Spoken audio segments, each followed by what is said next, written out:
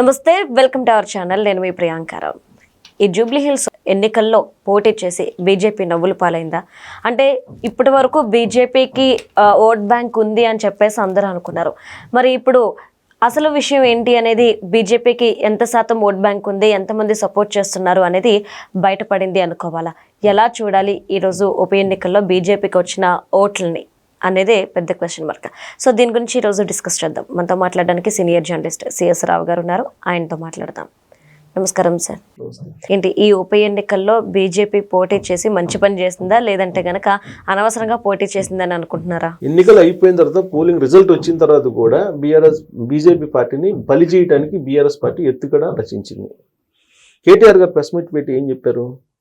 కాంగ్రెస్ పార్టీకి alternative BRS పార్టీయే, మేమే రాబోయే రోజుల్లో మేమే కాంగ్రెస్ పార్టీకి ఆల్టర్నేటివ్, మేమే అధికారంలో రాబోతున్నాం, మాకు 38% ఓట్ బ్యాంక్ వచ్చింది అని చెప్పారు.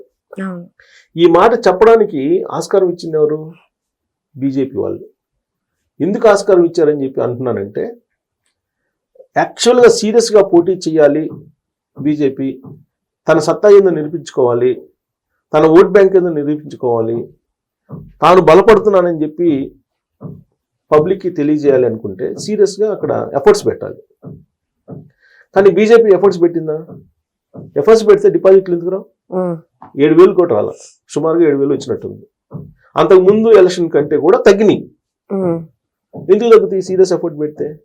అంటే ఇండైరెక్ట్ గా బీఆర్ఎస్ పార్టీ కన్నా సపోర్ట్ చేయాలి, లేదా వాళ్ళ స్ట్రెంత్ అదే అన్నా అనుకోవాలి. ఇటువంటిలో ఏదనుకున్నాం?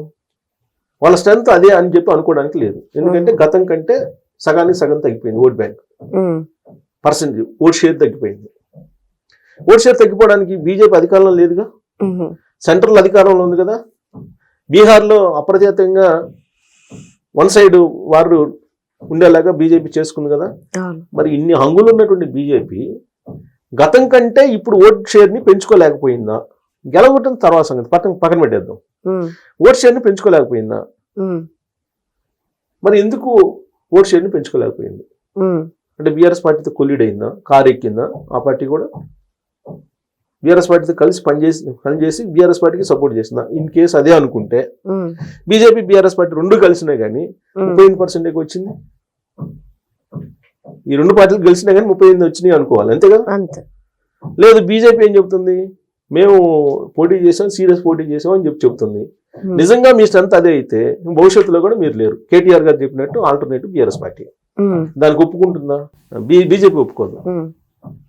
ఎందుకు ఒప్పుకోవట్లేదు బీజేపీ అంటే, రాబోయే రోజుల్లో మేము అధికారంలోకి వస్తాం అనుకుంది.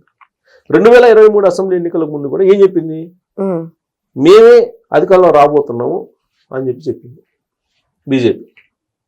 తెలంగాణలో మేమే అధికారంలో రాబోతున్నాం అని చెప్పి స్పీడ్గా బీజేపీ చాలా స్పీడ్గా అనేక సభలు పెట్టి, సమావేశాలు పెట్టి బాగా వేగంగా వెళ్తున్నటువంటి సమయంలో సడన్గా ఏం చేశారు? బండి సంజయ్ గారిని బీజేపీ అధ్యక్షుడిని తీసేశారు.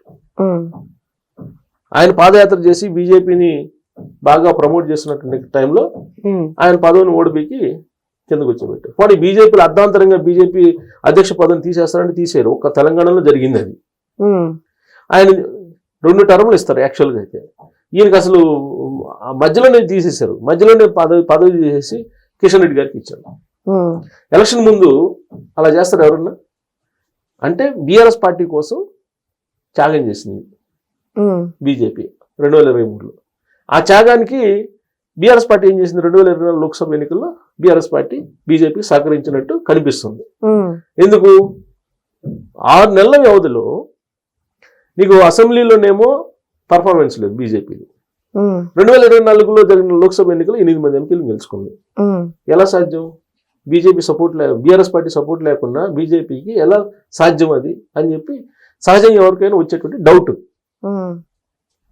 సో ఇప్పుడు ఆ ఎన్నికల్లో 2024 లోక్సభ ఎన్నికల్లో 15%, 16% వచ్చింది బీఆర్ఎస్ పార్టీకి. ఇక ఇప్పుడు 38% వచ్చిందని చెప్పి చెబుతున్నారు. సో కాబట్టి ఈ రెండు పార్టీలు ఆడుతున్నటువంటి గేమ్లో దేనికి నష్టం, దేనికి లాభం అని కనుక మనం బేరీజ్ వేసుకుంటే, ఇప్పుడు బీజేపీలో విలీనం బీఆర్ఎస్ పార్టీ అని చెప్పి చాలా కాలం నుంచి వినిపిస్తుంది. విలీనం అన్నా చేసుకోవాలి బీఆర్ఎస్ పార్టీని, లేదా మేము రెండు పొత్తు, మా రెండు పార్టీలు పొత్తు అని చెప్పి అన్నా వెళ్ళాలి పబ్లిక్లోకి. ఇది ఏమీ లేకుండా ఒక ఎన్నికల్లో వీళ్ళకి ఇంకొక ఎన్నికల్లో వాళ్ళకి సపోర్ట్ చేసుకుంటూ పోతే ఎటు కాకుండా రెండు పార్టీలు పోయి జూబ్లీస్ అదే జరిగింది కదా, ఎటు కాకుండా పోయి కదా. నిజంగా సీరియస్ ఎఫర్ట్ పెట్టి బీజేపీ వాళ్ళు కనుక అభ్యర్థిని రంగంలో దింపి ఫైట్ చేస్తే ఏమో సెకండ్ ప్లేస్కి వచ్చిన వాళ్ళు గెలవకపోయినా. ఆంధ్రప్రదేశ్లో కూటమి ఉంది, కూటమిలో తెలుగుదేశం పార్టీ, జనసేన, బీజేపీ ఉంది. మరి ఈ కూటమి అభ్యర్థిగా ఇక్కడ ప్రకటిస్తే ఎవరినన్నా గెలిచే అవకాశాలు ఉంటాయి కదా.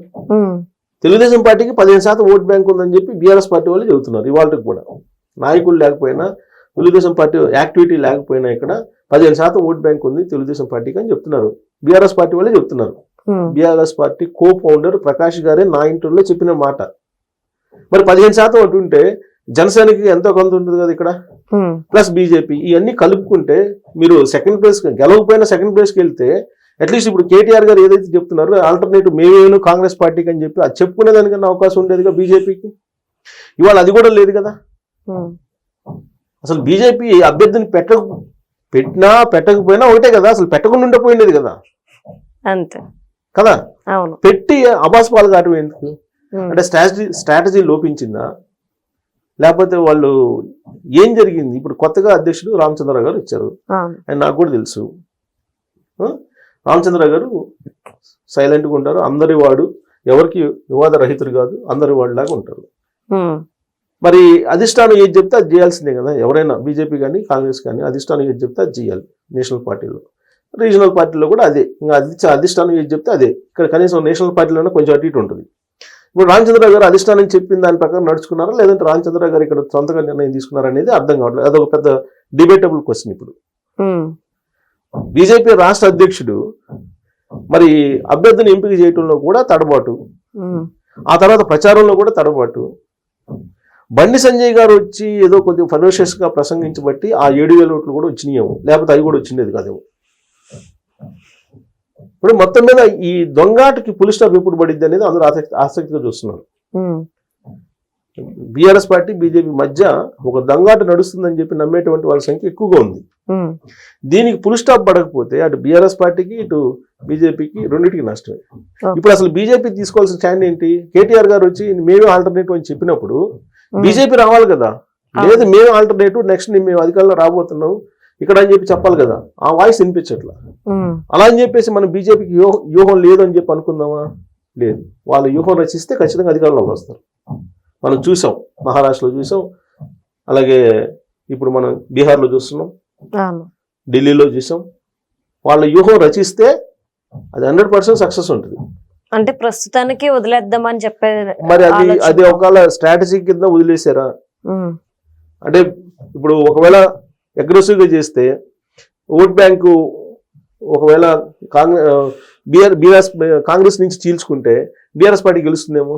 బీఆర్ఎస్ పార్టీ గెలిస్తే కనుక అప్పుడు మళ్ళీ పుంజుకుంటుంది. అది పుంజుకుంటే అసలుకే మోసం వస్తుంది కదా అని చెప్పి అనుకోవచ్చు బీజేపీ. బస్ అది ఒక వ్యూహం అయి ఉండొచ్చు. సార్ ఏ వ్యూహం అయినా సరే దానికి క్లారిటీ రావాల్సిన అవసరం ఉంది. లేదంటే ఆల్టర్నేటివ్ మేమే అని చెప్పి కేటీఆర్ గారు చెప్తుంటే వీళ్ళు మౌనం వహిస్తే కనుక ప్రజల్లోకి అదే వెళ్తుంది. Okay, right. Thank you so much sir.